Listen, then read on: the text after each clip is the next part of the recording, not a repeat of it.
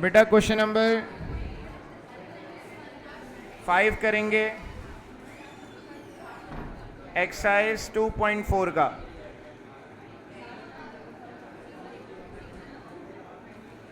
If A, B, C are different and delta is equals to ABC, A square, B square, C square, 1 plus A cube, 1 plus B cube, 1 plus C cube बराबर है 0 के, then show that 1 plus ABC बराबर है 0 के। हमारे पास given condition है कि ये डिटर्मिनेंट 0 के बराबर है। According to the given condition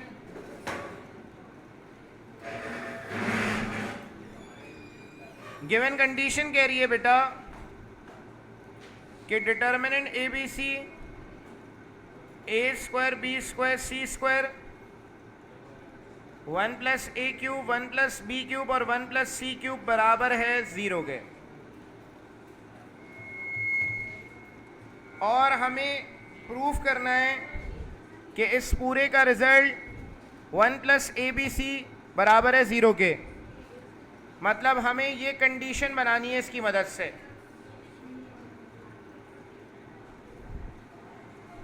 अभी ज़रा हम प्रॉपर्टीज़ ऑफ डिटर्मिनेंट में एक प्रॉपर्टी देखते हैं बुक में। ज़रा 1 मिनट रुकिएगा। बुक के अंदर ये प्रॉपर्टी नंबर 6 लिखी हुई है। इसके अंदर कहा गया है if every element a row of a matrix A B express as the sum of 2 terms. मतलब अगर कोई भी रॉ में या कॉलम में 2 elements as a sum of 2 terms, मतलब जो एलिमेंट्स हैं वो 2 वैल्यूज के सम में ब्रेक हुए हुए हैं, then determinant of A can be express as the sum of determinants of 2 matrices differing in the elements of that row but remaining rows as the same as those of all determinant.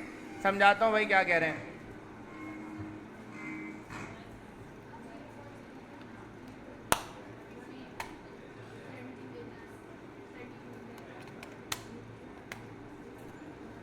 बेटा यहां पर आप जरा इस example को देखिएगा।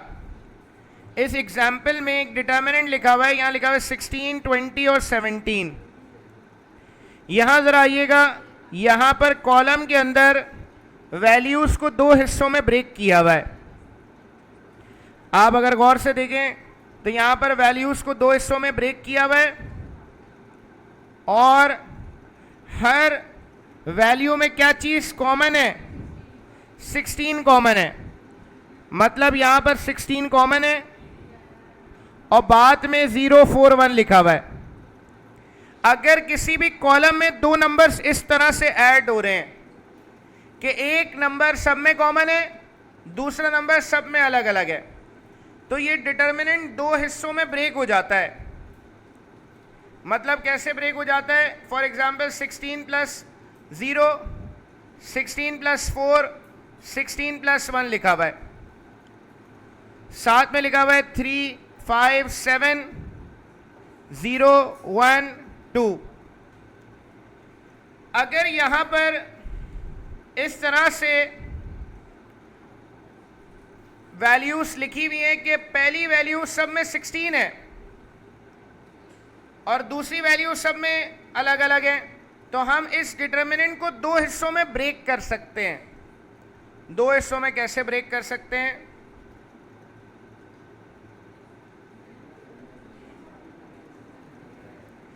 इस तरह से ब्रेक कर सकते हैं 2 हिस्सों में कि हम यहां पर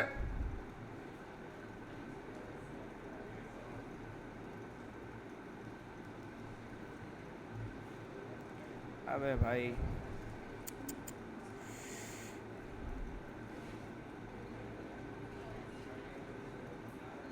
ये मिटाया इसलिए समझाने के लिए कि ये करा कैसे इन्होंने ब्रेक। बेटा यहाँ पर ये जो डिटर्मिनेंट है ये दो हिस्सों में ब्रेक हो जाएगा, दो सम में, ये प्रॉपर्टी कहती है। पहले सम में क्या होगा और दूसरे सम में क्या होगा, दोनों के अंदर जो बाद वाले कॉलम्स हैं वो सेम रहेंगे। 3 5 3 5 7 दोनों में सेम रहेगा। बाद में लिखा हुआ है 0 1 2, तो दोनों में 0 1 2 लिखा रहेगा।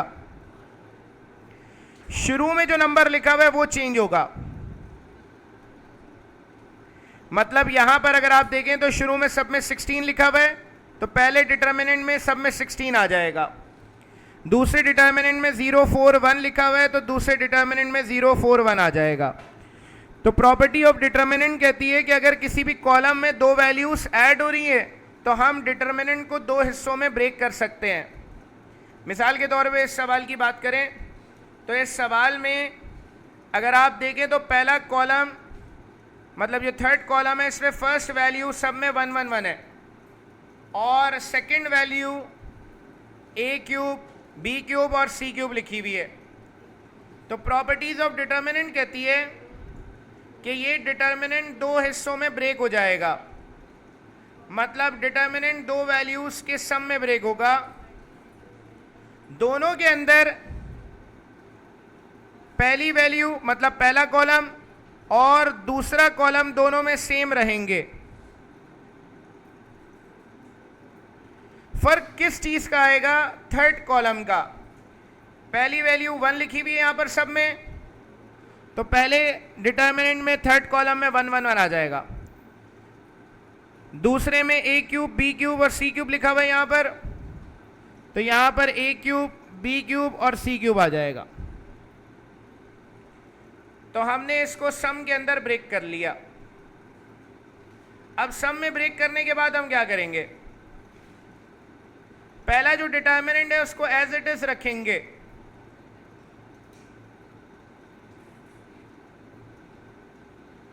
दूसरे डिटर्मिनेंट में से हम देखेंगे क्या कुछ कॉमन आ सकता है।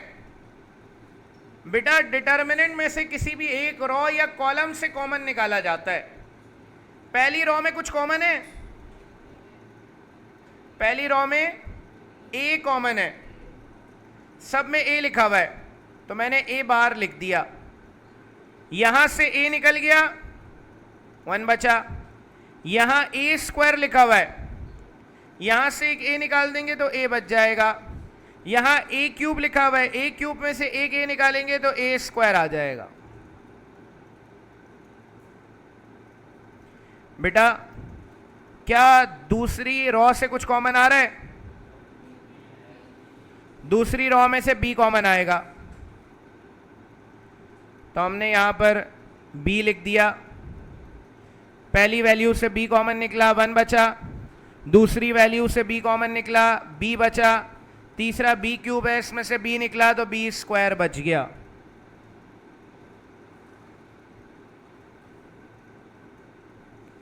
उसके बाद हम आएंगे थर्ड रॉ पे। थर्ड रॉ में से c कॉमन आ रहा है, तो मैंने यहां पर c कॉमन निकाल लिया। जब मैंने c कॉमन निकाला तो 1 c और c स्क्वायर बच गया। ऊपर मैं लिख भी रहा हूं, taking a common from c1, b from c2, sorry r1, b from r2 and c from r3। बेटा कॉमन निकालने से क्या फायदा हुआ, मैं देख रहा हूं यहां पर ABC लिखा हुआ है, यहां भी ABC लिखा हुआ है, लेकिन पोजीशन अलग अलग है। तो हमें पहले इनकी पोजीशंस को सही करना पड़ेगा। हमें दोनों डिटर्मिनेंट्स को एक जैसा बनाना है, तो हमें ABC को पहले लाना होगा। तो ABC और 1 1 1 को हम इंटरचेंज करेंगे। Interchanging C1 and C2। पहला डिटर्मिनेंट एज इट इज रहेगा,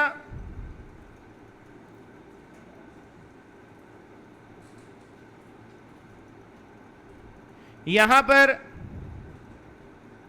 इन दोनों को इंटरचेंज कर रहे हैं, ए बी सी पहले आ गया, 1 1 1 बाद में चला गया। बेटा जब जब हम दो कॉलम्स को या रॉस को इंटरचेंज करते हैं तो बाहर माइनस की साइन आ जाती है, तो हम यहां पर क्या करेंगे, इस प्लस की साइन की जगह माइनस की साइन लगा देंगे। अब बेटा अभी भी दोनों डिटर्मिनेंट एक जैसे नहीं हुए, यहां A square B square second column में और यहां पर थर्ड कॉलम में, तो हम 1 1 1 और ए स्क्वायर बी स्क्वायर को अब इंटरचेंज करेंगे।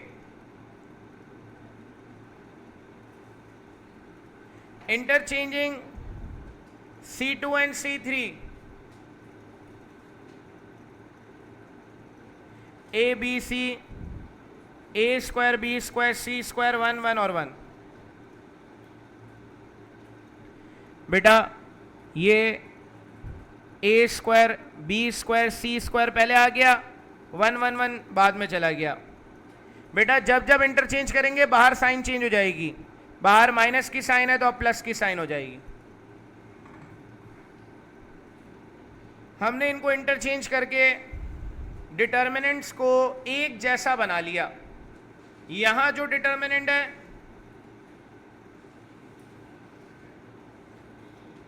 बिल्कुल वही डिटर्मिनेंट यहां भी मौजूद है, दोनों बिल्कुल सेम है।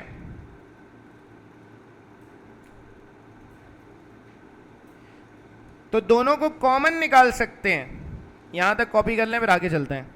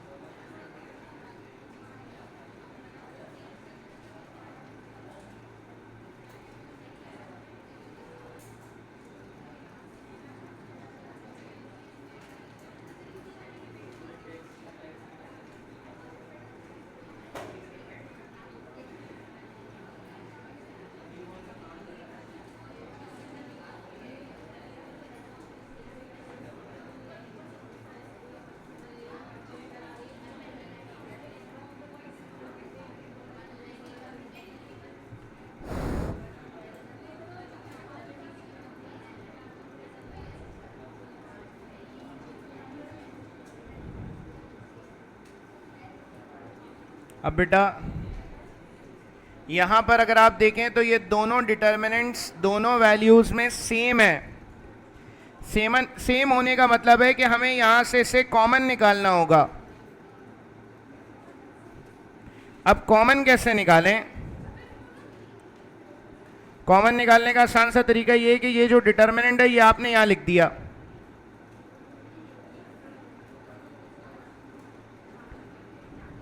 फॉर एग्जाम्पल हम इन दोनों वैल्यूज से कॉमन निकाल लें। समझाने के लिए इसको मैं कॉपी कर रहा हूं।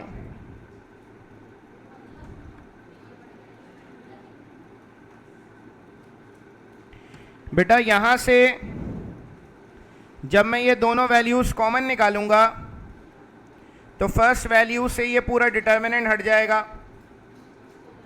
ये डिटर्मिनेंट यहाँ से हटेगा तो कुछ नहीं बचेगा, मतलब 1 बच जाएगा। सेकेंड वैल्यू से जब कॉमन निकालूंगा मैं तो ये पूरा डिटर्मिनेंट हट जाएगा और यहाँ पर क्या बच जाएगा, प्लस का ए बी सी। तो हमने यहाँ से पूरा डिटर्मिनेंट कॉमन निकाला, तो जब हम इसको कॉमन निकाल लें तो फर्स्ट वैल्यू ये पूरी कॉमन निकल गई, यहाँ से ये पूरी वैल्यू कॉमन निकल जाएगी तो यहाँ कुछ नहीं बचेगा, 1 बचेगा। ये प्लस की साइन आ गई, ये ए बी सी आ गया। यहाँ से पूरा डिटर्मिनेंट कॉमन निकाल लेंगे तो सिर्फ ए बी सी बचेगा। अब बेटा ये जो डिटर्मिनेंट है ये यहाँ मल्टीप्लाई हो रहा है, ये वहाँ जाकर 0 से डिवाइड हो जाएगा।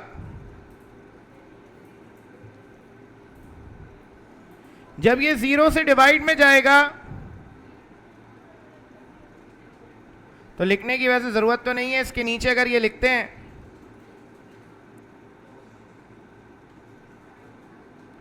तो 0 से कोई भी चीज डिवाइड हो जाए 0 ही आएगा। और सवाल में प्रूफ करने को कहा जा रहा था कि 1 प्लस ए बी सी बराबर है 0 के, ये प्रूफ करना है, ये प्रूव हो गया।